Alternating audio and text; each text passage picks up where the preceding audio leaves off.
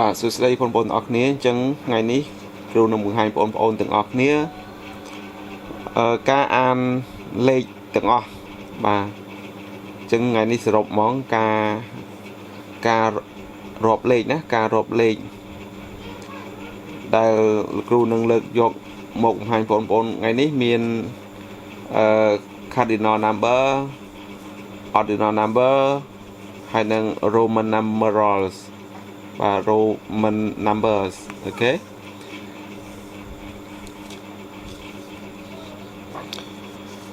ឡូវ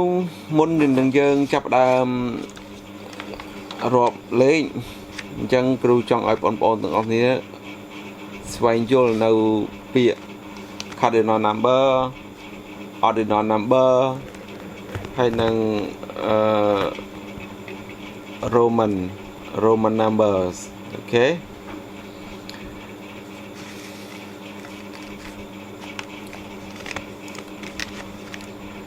ពាក្យថា cardinal នេះ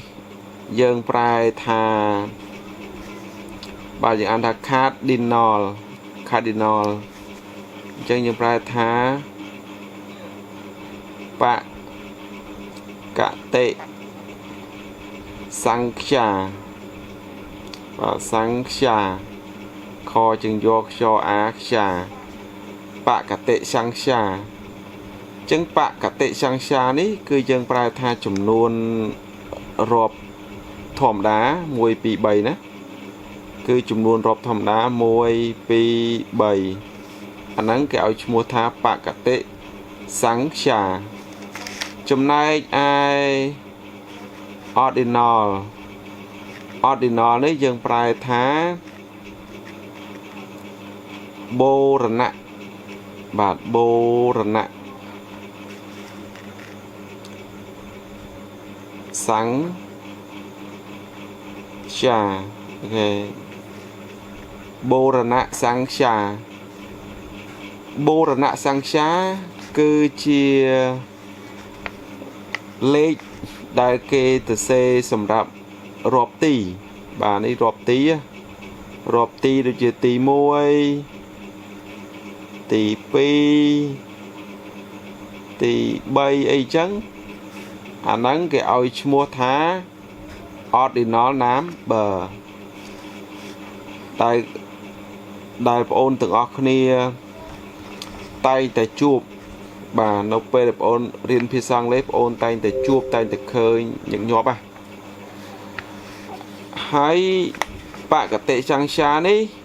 ចំនួនរាប់តាមដាប់1 2 3ណាហើយ ordinal number នេះគឺជាចំនួនទៅសេរាប់ទី1ទី2ទី3អីតាមដាប់ដោយចឹងមកមួយទៀត Roman នេះអានថា Roman ណាRoman អញ្ចឹង Roman នេះយើងប្រែថាលេខរ៉ូម៉ាំងបាទលេខរ៉ូម៉ាំងបាទអញ្ចឹងលេខរ៉ូម៉ាំងគឺជាលេខដែលគេតែងតែប្រើនៅសម័យបុរាណប៉ុន្តែលេខនេះក៏យើងយកមកប្រើដើម្បីយកមកប្រើសម្រាប់រាប់លេខរៀងផងដែរលេខ1ធំ2ធំអូខេឥឡូវសូមបងអូនអានចំណងជើងទាំង3នេះម្ដងទៀត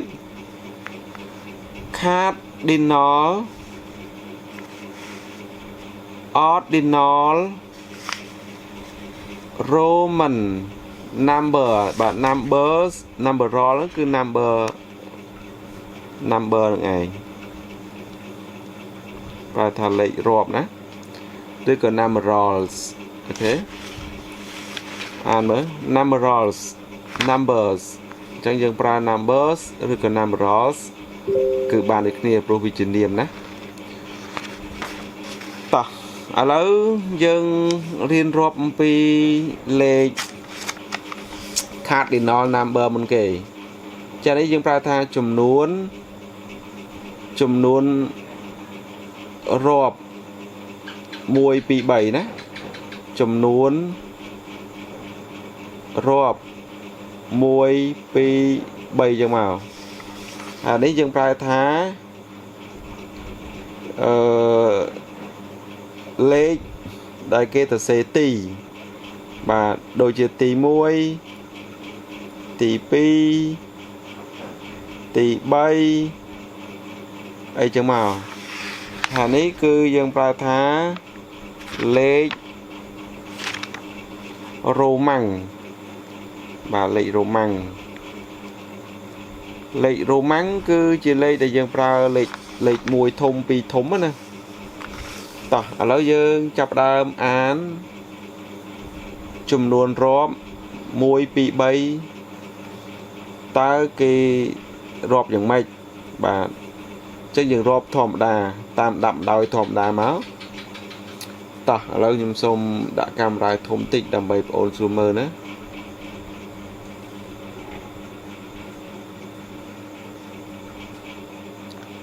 អូខេតោះឥឡូវយើងចាប់ដើមរាប់ទាំងអស់គ្នាបាទ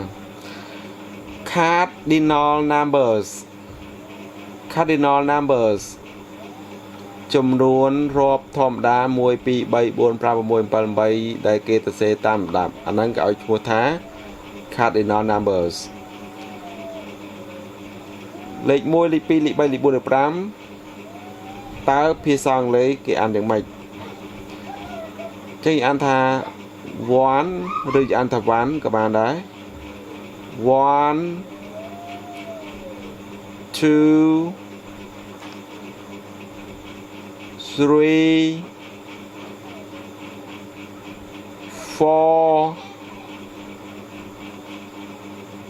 5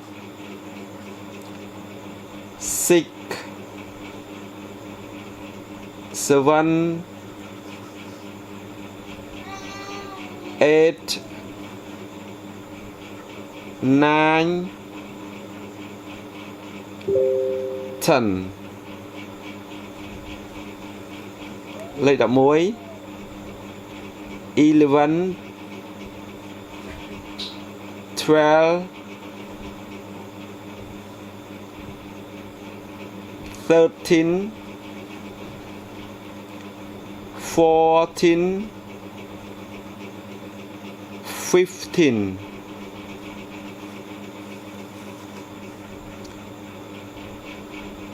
16 17 18 19 20 ចឹងលេខ20យើងអានថា20បាទចាខាងនេះលេខខាងនេះណាហើយអានេះលេខខាងនេះអូខេ1លេខខាងនេះដល់ទៅ16លេខខាងនេះណាអូខេដល់ពេលចង់បាន21 22 21 22 23អញ្ចឹងមកអញ្ចឹងយើងគ្រាន់ប្រើលេខ1លេខ2លេខ3ដែលយើងបានរៀននឹងមកយើងបានទៅ21 22 23 30បាទ30គឺ30លេខ30លេខ40គឺ40 4នេះអត់មាន u ទេណាលេខ4មានណាលេខ50 50 60 60 លេខ70 70 លេខ80 80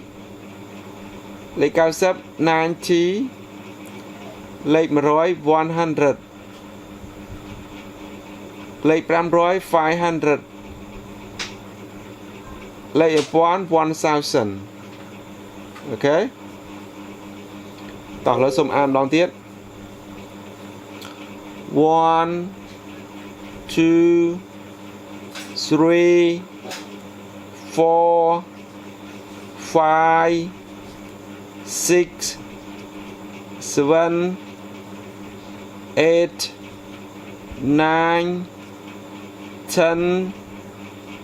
11 12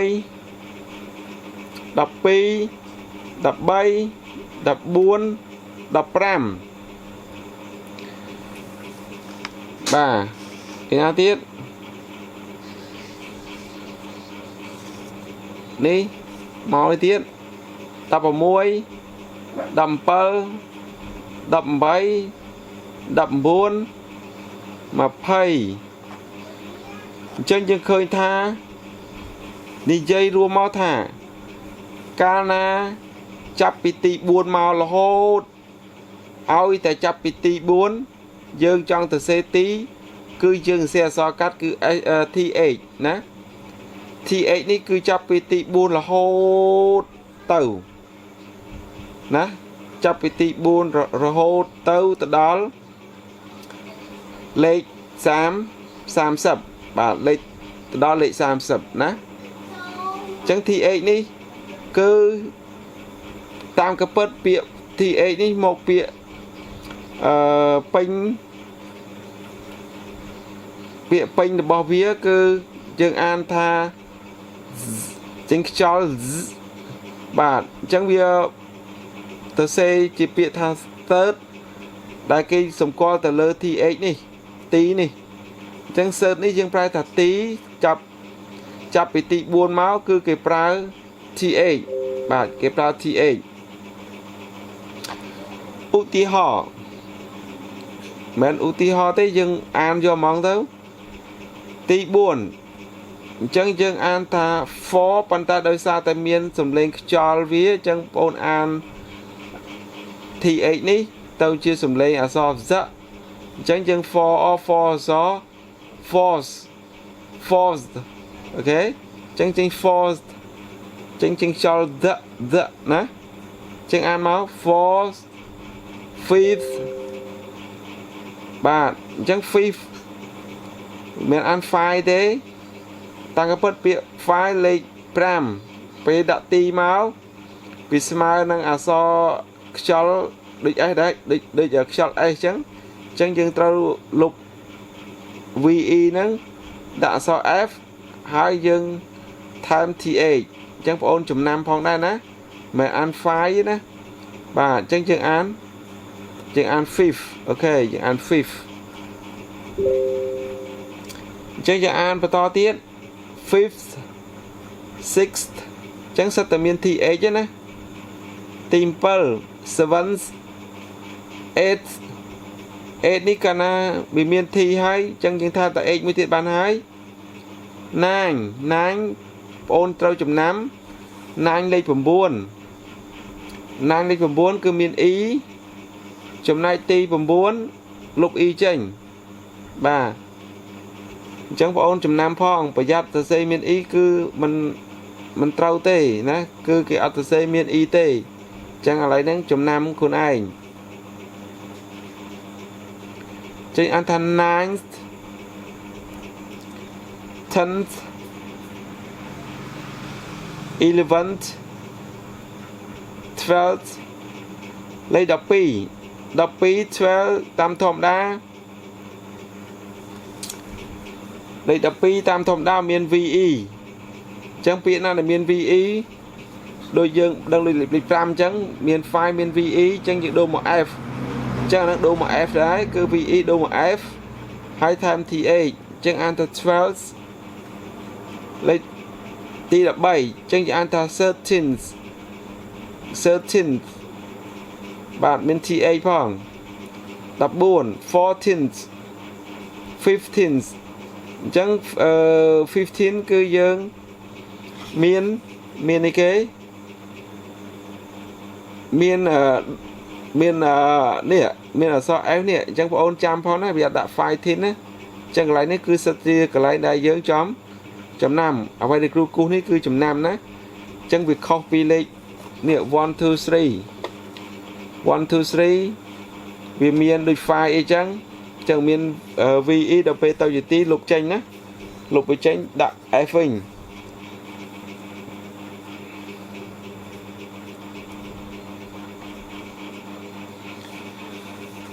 បន្តទៀត 16th 17th បាទអញ្ចឹងសិតតែមាន th ណា 18th 19th បាទចំពោះ 19 គឺអត់មានលុប e ចោលទេគឺសរសេរដូចលេខ 9 អញ្ចឹងចំពោះទី 9 វាអត់មាន e អញ្ចឹងបងប្អូនត្រូវចំណាំឡើយហ្នឹងណាលេខទី 20 20th តាមក៏ពិតពាក្យលេខ 20 គឺ 20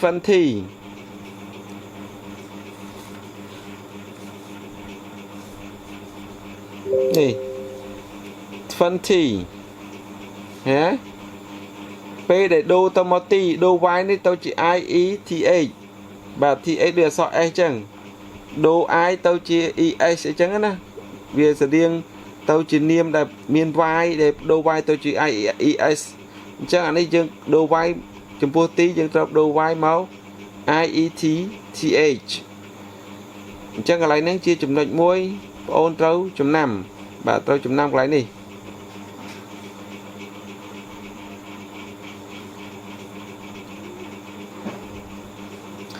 chẳng chừng an thá 20s bà hãy đọc bây dương trong ban ti mà phây muối dương đô mà thòm đa mà nè đô mà thòm đa mà 21st 20 second 23rd đi cho màu chẳng sẽ 20 thòm đa ta xem chạy ưu ti ho ti mà phây muối chẳng ấy ti mà phây muối dương kê sẽ sao các cái ST nè ST á chẳng chừng đô màu lấy mà phây thòm đá 21st chẳng chừng pra 2 phân phong nghe nhé ti mà phây pi ti mà phây pi dương pra bịa thá 20 second mình ăn ta 22 đây ti mà phây bay mà phây bay sẽ có cắt cứ đi chẳng chừng ăn thá 20